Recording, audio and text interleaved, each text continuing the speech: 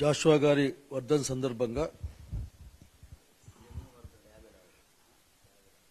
సందర్భంగా వారి ఆలోచనలని పుణికిపుచ్చుకొని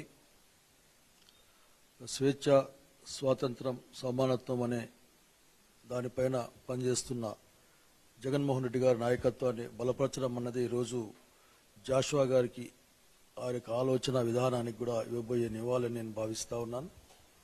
ఎందుకంటే ఈరోజు చెంచురామయ్యలు మరియు బ్రతికి విగ్రహాల రూపంలో ముందుకు వస్తూ ఉన్నారు.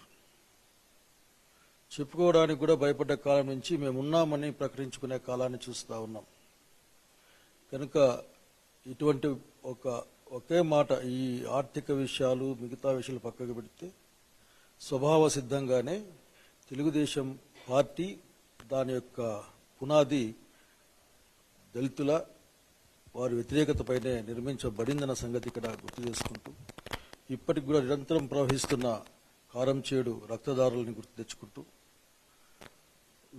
ఈ యొక్క కూటమి ప్రభుత్వం అంటే మనువాదాన్ని పెంచి పోషిస్తున్న బీజేపీ యొక్క అంగాల్లో ఒకటిగా భావించాల్సి వస్తుంది. కాబట్టి జగన్మోహన్ రెడ్డి గారి నాయకత్వాన ఒక సమాజం కోసం కృషి చేద్దామని, జాషువా గారి రచనల్ని దానిలోని భావాన్ని విరివిగా అన్ని వర్గాలకు తీసుకెళ్లే ప్రయత్నం మా ఎస్ఎస్ఎల్ చేయాలని కోరుకుంటూ, ఈ వర్ధన్ సందర్భంగా జాషువా గారి ఆశీస్సులు మనందరిపైన ఉండాలి, మన పార్టీపై ఉండాలని నేను కోరుకుంటా ఉన్నాను. నమస్కారం.